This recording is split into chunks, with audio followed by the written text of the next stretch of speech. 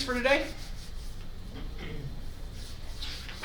You gotta have one. You just spent a week on vacation. I've been gone for 3 weeks. Yeah. Well, I'm just really grateful for the opportunity to start at zero. I feel like 100% invigorated and start a whole new year. That's awesome. That's great. Did you recreate while you were recreating?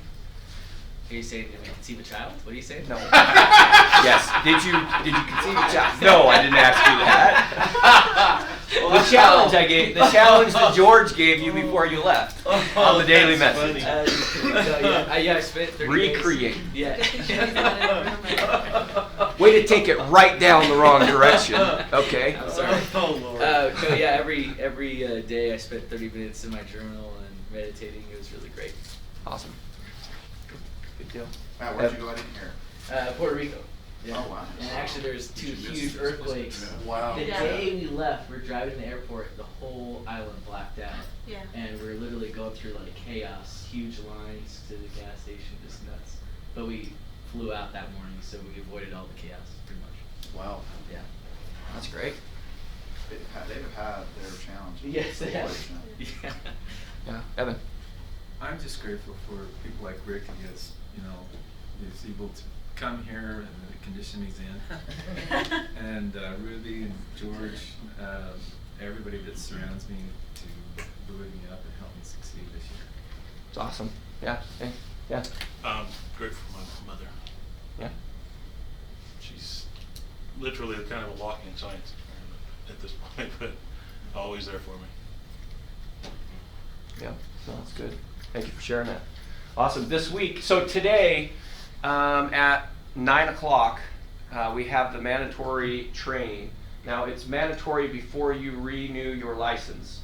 So it's not necessarily have to come this time. If your license doesn't expire for a while, Russ and Rob are going to teach it multiple times throughout the year. So it's not something you have to come right today for, but you do have to get this class done before your license expires. So if you have time today to do it, 9 to 11:30, and then at 11:30, George is going to do base camp for an hour there. So I don't think there's anything else, So right? 9? 9 is when they're in this room. So should be good. Book club today. Let's circle it up.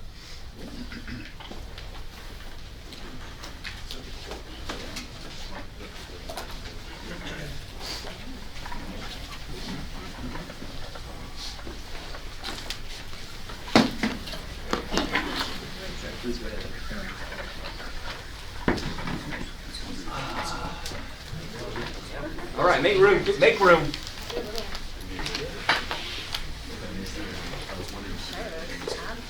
All right, so who's been reading the book? Or read it? I've read it.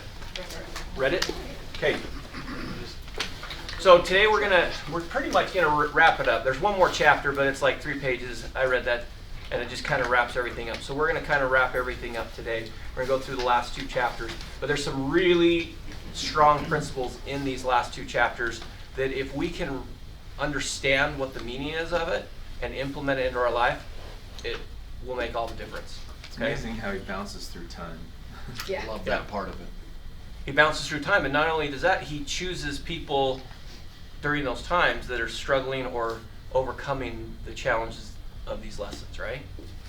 So they're faced with incredible opposition and how they go through that decision process and the choices that they make at that time is the message that for us, if we're going through those difficult times, there are solutions that we can truly come up with that are going to be great outcomes, all things considered. yeah. And Jason, Great it point. taught me how to look into history and our leaders and to really dive into an understanding how their experiences can help us at any given time within our life. And I really didn't understand that concept before because it was the here and now that I was dealing with and what's around me, what's relevant into this time. But looking back, it's just all recycled and how relevant time is and how it applies to even now. It was a really good book for realigning that mindset. Yeah, that's great. Have you ever noticed that when you're going through a challenge, the first thoughts that usually come in our mind is, I'm the only one doing this. Like nobody else has ever gone through this, and like why me or something like that. Those type of feelings. It's amazing that it doesn't matter what time in our history of the world, people face similar challenges, and they've overcome similar challenges, and they might have different names, but the pathway is the same. So this chapter that we're going to go through today is the last person he visits. He visits with Gabriel, the archangel. Does anyone want to summarize that? Who's read it? What's happening there? Do we remember? Because if you don't, I remember. I mean, it's been a while since I read it, but I mean, basically, Gabriel. There's some very interesting things in the chapter, but basically, he goes there. Gabriel. Well, my biggest takeaways from him is he talks about the things that could have been, right? And he talks about like the opportunity that you had to have another child, or another daughter, or another child. I think that's on your mind, isn't it? Yeah. It's always on my mind. No, but they had an opportunity to have another child, but they stopped themselves because of the finances and then business ventures, all these different things that could have been, but they basically were like those dreams that never were brought into reality because they either didn't want to work for them or they were scared or whatever it was. And I mean, I'd say that Gabriel, like, probably one of the harshest people he visits, in my opinion. He basically he's pretty. I think he talks about like wanting to punish people for the wrong decisions they make or something like that. Mm-hmm. But God won't let them do that or something like that. But anyway, it's very, very interesting. I can't remember all the details, but just kind of some interesting things that really stuck with me. Yeah. So basically, just to give you an example or share with you what's going on here, he's jumping to these different areas, and he jumps into this area that's just like full of stuff. Like you got filing cabinets, you've got pictures, you've got bikes, you've got everything you can imagine, and it's just like lines and lines of this stuff. And as he's walking through it, it's like, oh, I see this bike, I see this person, and all of this stuff, and then it ties it into it. So that's where he's at. This is the scenario that he's at. And he starts talking to Gabriel, and he's talking a little bit about these things that never came about. And he talks there's this part about this leadership stuff that I thought was really good, and I wanted to bring this up and maybe have a little discussion about this. He said, this is Gabriel talking, he says, but it is a fact that great leaders, great achievers are rarely realistic by other people's standards.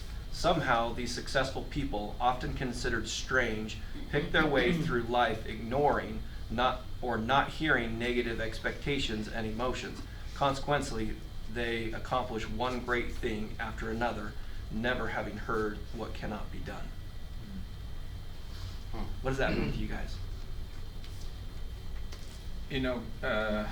10X, Grant Cardone, he has these outlandish goals, and he goes after them and he gets them. And if you ever read his book 10X, but I kind of think of him when I hear things like that, where George himself has done amazing goals, and so I've decided to just take on some unreasonable goals and go after it this year. With how much I make and what I want to do with going to, with my body and what's so forth. I want to do a triathlon. Whoa. So, Awesome. That's awesome. I think it's the emphasis on ordinary. Everybody's ordinary. We're all the same. It's just that one person or those people that extend themselves to do something that's extraordinary. Everybody has the opportunity to do it or the ability to do it. They just don't believe in themselves to get out there and do what the extraordinary people are doing. Yeah, Wayne. Reminded me of a book that I read about Steve Jobs, that he would push the people around him to do just totally unrealistic objectives. And he would push them, and they said, it just can't be done. And he would say, I don't care, do it anyway. And like he would, like one time he had a cell phone, and they said that we cannot put anything more into this cell phone. It is absolutely chock full. We can't do it. And he dropped it in water, and he says, there's still air in there. You can still do more, and walked out of the room. But he was always pushing the people to do what was unrealistic, but they seemed to accomplish it. Yeah. What would happen if we took the attitude of we only do realistic things? What would happen to our society? We would have never broke the 2 mile. What was it, 4 second? Sorry. The 1 mile, 4 second. 4 minute mile. 4 minute mile, that's right. We have not got to 2 minutes yet. 4 minute mile. But you might, but there was just this last year, the 2 hour marathon. Marathons were supposed to be, yeah. Sunday, somebody asked me, tell me something that you won't be able to accomplish in life. I said, nothing. I can accomplish whatever I want. I can go to the moon if I want. No, tell me something realistic. Yes, I'm talking about something realistic for me, because if I believe that I can go to the moon, I can do it. So, wow. Okay. She will too. Yeah. Yeah. Well, I don't know if you have something to Yeah. relate with what No, you it's said. it's great, and we're in an environment that promotes thinking big and doing unrealistic things to do great things. Yeah, you always, you want to find people, always negative people. They're going to say, no, you cannot do that. You're not able to do that. No, so you're crazy. Yeah. So. Yeah, I like that. Yeah. My favorite people to read about is Elon Musk, and in my mind, I think he's like the biggest innovator, technology-wise, in existence in Who? Earth today. Elon Musk. Yeah, Yes. and I mean he's created these incredible companies that have tons of innovation. But do you realize he was the #1 person that people shorted with Tesla? He had the #1 shorted stock in the world. There was like, you're totally gonna fail. There's no way. We don't have the technology for this. But he has this incredible ability to take to look at what technology we have today and perceive it as actually we're way more capable with the technology we have today than everybody else thinks. And so just totally unconventional thoughts and against the grain, against the pack, accomplishes amazing things. Yeah. Yeah, and he's teased and made fun of through the process. Right? Yeah. You know, I mean, Well, his windshield did shatter. Yeah. Yes. And you think that wasn't intentional? I'm just kidding. That is true. Wow. Well, if you think about it, when people are looking at, if I criticize someone because I state that, oh, you can't do this because that's not possible, that's my lack of belief that I'm putting upon somebody else, versus their belief can be substantially more than mine, and so I'm trying to interject my lack of faith, belief, whatever you want to call it, and stating that that's who they are, when in reality, that's who I am, conveying that message. Yeah. And every one of us we're all ourselves. We have the ability to achieve what we want to achieve, but we just, as humanity, we project our own beliefs in what everyone else is capable of doing, Yeah. and that's the problem. Yeah, absolutely. That's a great point. And that goes to what the saying here is there's more steps than just thinking big and believing that I can do great things and I can do the unrealistic stuff.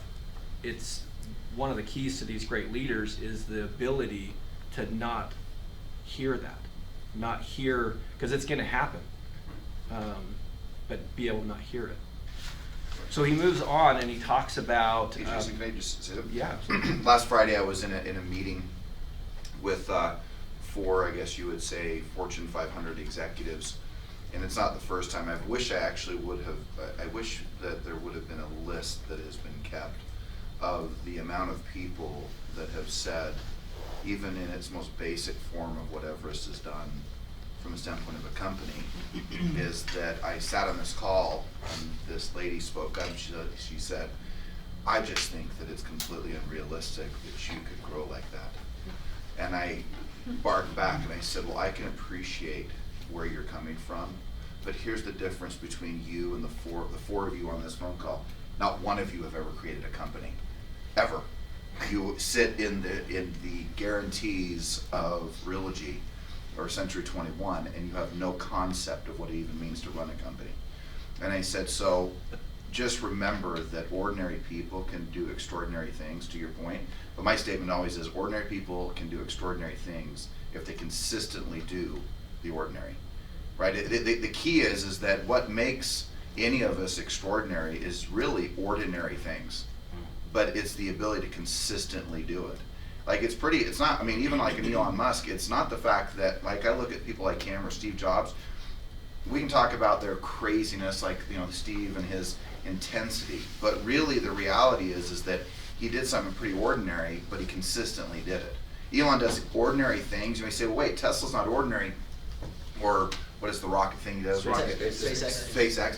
The thing is that he just consistently thinks big. It's not like people say, oh yeah, I think big, but do you consistently think big? Do you, in this world that we live in right here, do you consistently prospect? Right? All you have to do is consistently prospect 3 or 4 hours a day. I can take the Matts or the Brian Burnett's, I can take the Tina Hares, I can take any agent and go, look how ordinary it is what they do.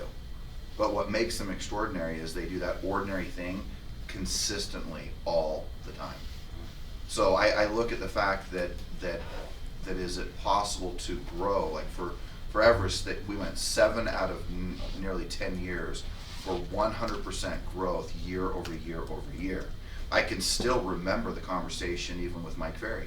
It was about 4 or 5 years ago, and he said, what are you doing? And I was like, what, and he doesn't, like, what do you mean, what am I doing? I said, he goes, no one has 100% growth year over year. So I'll get people like a Matt or a Evan come and say, well, you know, I don't know, you know, I'm trying to get like a 20% increase this year, and well, you know, I'm being told that I gotta shoot for something really realistic. And I'm all that's unrealistic is that you won't consistently prospect. Because I know that if someone puts the numbers down like we did 2 days ago, and you start looking at, like, wait a second, if I really consistently prospected for 4 hours, if I consistently set 2 appointments every single day, if I set 500 appointments in a year, I went on half of them, I got 125 listings. Oh wait, I would make $1 million. Okay, so there's nothing really extraordinary about that, except what becomes extraordinary is, can you do the ordinary consistently?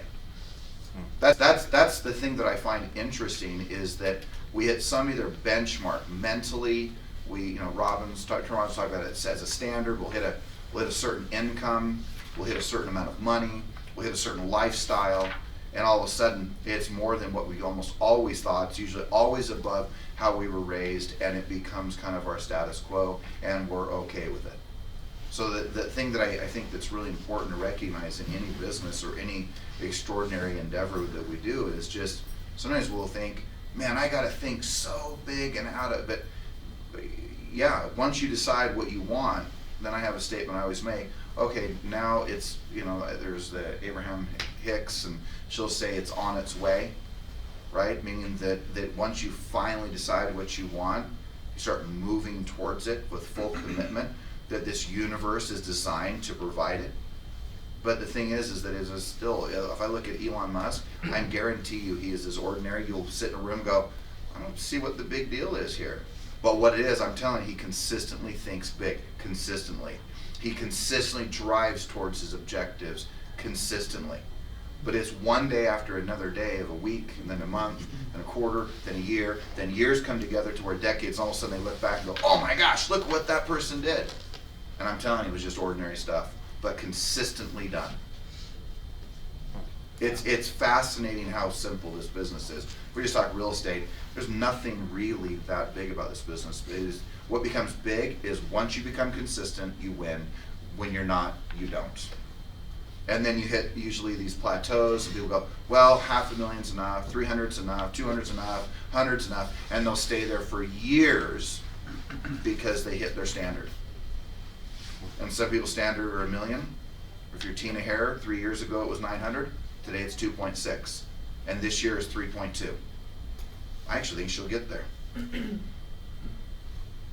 there's nothing. You follow her around all day, you'll be like, what's the big deal? I don't really see her, like, she sold 148 homes last year. Her and basically one buyer's agent who took a few different buyers around. I mean, she almost touched every single deal. But she door knocks, she calls her sphere, calls builders, but the deal is consistently.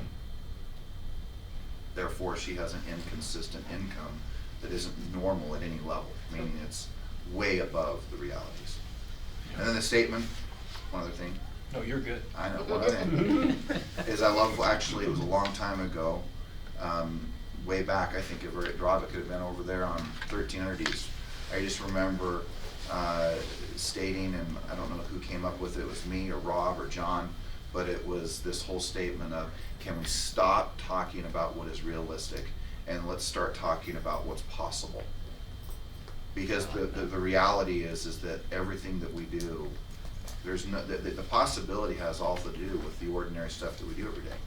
I know that if Matt prospected 5 hours a day for 240 days a year and set 2-3 appointments a day and went on 4, 5, 6, 7 appointments a week, listed 3-4 homes a week, he'd be making $1 million+ a year. The question is will he do that? I mean, it really is. It's not even a cut on anybody. It's just, that's the facts. Simple. So we'll sit around and go, oh man, market, I don't know. Well, I'm trying to figure this out. I don't know. Nothing to figure out. Maybe some skills, but it's ordinary stuff. That's the thing that's so fascinating to me. So I sit on that call on Friday. I'm like, you guys are freaking idiots. Literally. I mean, I all but probably said that. Well, I all but did say that. If you were on the call, you would have heard. You're idiots. Meaning you have no business even talking about what you do in your little world, in your little world you live in, and thinking what people can do and all the limitations you cast upon people. And it's that whole statement of, the two most best examples are when I jumped off the thing of the little deck with, I was just recently over there, I showed my mother who came to town over the holiday, I drove her past the house that I grew up in, I said, that's the deck I jumped off of. And I remember she went, whoa. I'm like, yeah, I know. I look at it and I'm like, Ruby, it's 2 stories. It's like 4. And I jumped from, because someone said, you can't do that. What? I can still have the words of the bad words in my head, like when someone does that to me. Then I had someone who said, you can't lift 315 pounds. I went, what? And then I won $10,000 2 years ago just because someone said, you can't do that. And I went, and then John even said, he goes, those are the worst things you could say to him to guarantee you will lose. And he said, you don't understand who he is. No, I know he can't do it. 7 months later, 315 twice, benched. It's awesome. I'm just telling you, but here's the thing that was interesting. It was just ordinary stuff. I went to the gym once or twice a day, worked on my triceps, worked on my chest, and that was about it, and did it twice a day, at least, and then twice a day, and it was just consistency. It has nothing to do with anything else.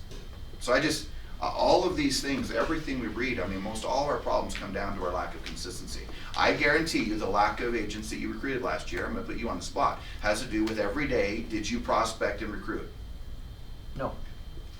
Simple. Is it fair to say that if you talk to 5-10 people a day, you won't have any problems? I have to put that to the test. That's my point. It's my point to all of you. There's not one of you. I mean, I'm just being serious. So he's done talking. We can sit in a conference room alone, and I know that. What I know about her and why she recruits as many people complain about it, or Kenzie, is because I see them relentlessly doing their lead follow-up and their prospecting. And then what I get stupid managers complaining about a walk-in that somehow showed up at Kenzie's desk or Lindsay's, and because we aren't consistently doing our job. Just consistency. It's just consistency. That's it. Are you excited for Monday next week? Oh, I'm excited. Oh, Jason, I'm here. What you're supposed to say is this: you can't give me $1 million.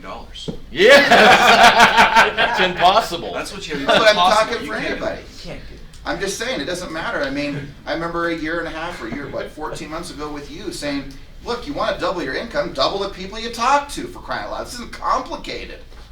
He's making 200, he wants to make 400. Talk to 2 times the amount of people.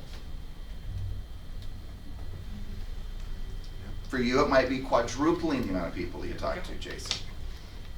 I appreciate that. Anyone else? Which wanna- means we're going from 1 to 4. 4 to 8. I mean, serious. It's the same thing. I know that of myself. I mean, it's even, you know, it doesn't matter whether it's the gym, it doesn't matter whether it's our relationships, it doesn't matter whether, if consistency is your greatest tool. That is the best affirmation of all the ones we say. And when we're in, you know that, you cannot do Ironmans. Well, you want to go, this guy wants to go do, was it Kona, what is that one called? Kona, World Championship. The World Championship. You're going to get there doing it being inconsistent? No, but I'm consistent in that. Interesting. So if you can do that's the whole thing, is once you see that you can do one thing consistently, then it's evidence that you can do other things consistently. How does a person What is get? it, Ironman? Yeah. How does a person get to the point where they make that resolution that I'm going to be consistent in any one given thing? What's that turning point? What's that button you can push or zero in on to make that happen? That's the question. They no longer accept complacency. And They some of don't. it's like that thirst, that fire, that hunger. But man, even when that's not there, it is really the convincing, that I think it's the daily message I think I did, which is I can do more and handle more, right? Or it doesn't matter how I feel, I can do it anyways. All of those taglines are when like, hey, I don't feel like doing this. Come on. Or, you know, oh my gosh, I'm so overwhelmed. I don't know if I can do anymore. I've got my 4 deals, man. I can't take anymore. I don't, you know. Is it a hear competitive like, edge? Is it a competitive edge you have to find? Or is it? But Rick, yes, but I'm telling you that just from my own personal experience, that becomes so, like anger, competition, all of it is a great motivator for a period, but I mean, it is exhausting to live life that way. Isn't that what Jim Rohn says? It talks about what if that person doesn't show up to be competitive with? What if they don't challenge you and they're not there? Then you're not going to do anything. I remember, do you remember, you know John Hunter is, right? Yeah. John Hunter? I remember John coming in my office, and this is literally, and he came in like this. This is when we had this same conference room, but we're in my office when some of you were here, right on the 2nd floor, Rob, when we were down there. And I'm like, what are you doing? And I've actually, this year, I've known him 20 years. I said, what are you doing? And he said, I'm done.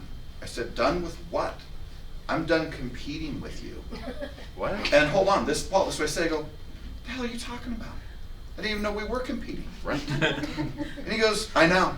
That's the scary part. I've been competing with you and you didn't even know it. And I remember him like with Jason Erskine, we all golfed together, and Jason would hit these 2-foot putts and kind of slide him past the hole and wouldn't put him in the hole, and John would start losing his mind. And finally it dawned on me is Jason goes, what is your problem?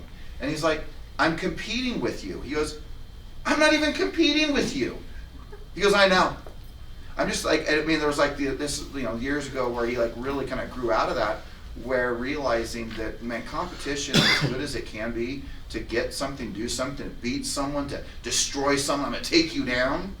Boy, it's a whole lot better to be just like that statement, create versus compete. And then until we get to a world that is so scarce, with so much limited possibility, that is not the world we live in. We are in an abundant world with endless resource. So what are you even competing about?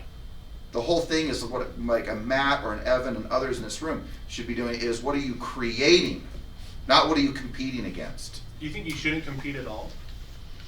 With yourself.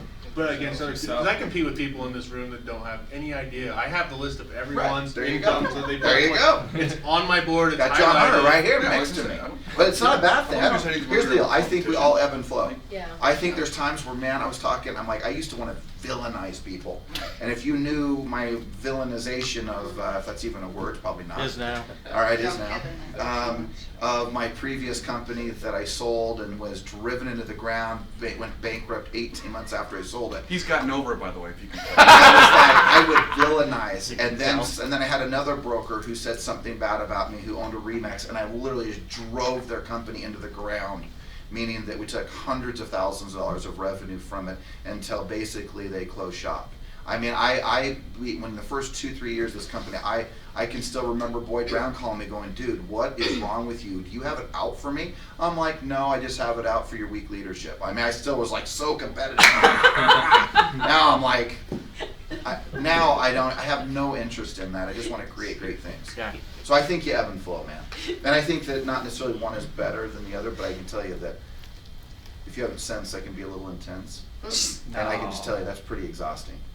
Yeah. I just think it's exhausting, and it's hard to maintain. I'm gonna kill, destroy, I'm taking you down, I'm beating you, rah, rah, rah. Like that's a hard maintenance, and it is exhausting long term. And I think it's a choice. You know, what I started doing when I came here because of the transition is there's so many things going on in all of our lives, whether it's personal or business. So for me, what I have found has been so good getting really in a good routine is every night I look at what I want to do tomorrow, I write it out. Because in the morning, I'm going to forget what I wanted to do the night before if I don't review it, and I'll give up going to the gym, or I'll give up writing in the journal, I'll give up that. But I think, nope, I wrote last night, that was important to me. So it's like you have to keep choosing what you want, otherwise life just happens because we're busy. I got to get in here, I got to get into the Ascent, I got to do that. There's so many things. Give yourself some time to keep choosing. I think that you'll get what you want to that. I think you'll get what you want, then guys go. But just you'll get what you want if you do truly live by the means of, I'm going to do what I'm supposed to do despite how I feel. The problem is most agents only do what they feel like doing during the day. And that's the great tragedy. And those who make the $1 million incomes, you know there are days they do not feel like doing what they're supposed to do, like the list that they know, but they do it more often than the average guy or gal. And so then all of a sudden, you look at them and go, whoa! And what you realize when you go watch them, you go listen to them, you go hear them, you're like, what? So that wasn't really that impressive. But what's impressive is you don't realize, oh wait, they do that every day. Set their rules and go for it.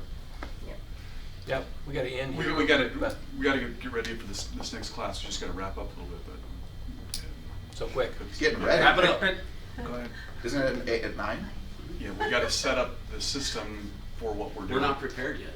Exactly. We haven't even thought about the class yet, so. Go ahead, Matt. Don't listen to them. I just want to add one more thing. My wife and I are this year, we're trying really hard not to speak evil of anyone. And try and be just as positive as we can about everyone that we meet. And it's been, if you notice, you probably are frustrated with like homie or something like that. I would challenge you to turn that switch and be a positive influence with anybody and speak negatively about no one. And see what happens. Awesome. Matt, wrap us up. Okay, well, I was just gonna say, like, it's funny that you mentioned that you have John Harder sitting there next to you. That's pretty much how I grew up in this business, thinking about comparing myself constantly. I remember being at a Mike Ferry event and somebody from Salt Lake got up, and I don't want to say anybody's name, but they got up and they were just talking about their business, and I felt threatened the whole time because they were in my marketplace and they were successful. And that, when when it's 4 a.m. and you're getting up or you don't feel very good, you don't want to prospect, that competitiveness doesn't necessarily get you on the phones, in my opinion, consistently. So you got to change that to, how am I going to help somebody? Who am I doing this for? And do I want everybody else around me to be successful? And that's how you kind of flip the script a little bit. It's the passion for it, right? I think it's the consistency behind knowing what it is you're going after. And the little by little, it's like, I watch these people at the gym in the morning, the first couple of weeks of the new year, right? And they're trying to lift the weight that I can lift, or the person next to me who has been there for years can lift. And you're gonna burn yourself out. You can't lift that. And which is why you see them fall off the face of the earth 3 days later because they've outworked their body and that body won't give it, so they're not coming back. It's that one little thing. In fact, I had this conversation with the group yesterday. Is what's one thing you can do today to get you one step closer? Like, and that little consistency over and over again just gets you there, right? Like I didn't become a recruiter overnight, a good recruiter overnight. It was a long haul process. In fact, I was talking to a person that we're looking to hire in California yesterday, and they said, my whole goal as your coach is to make it so you don't have to go through what I went through, right? Like, but it took me 4 years to become, good at recruiting. It's not, you're not gonna be a Brian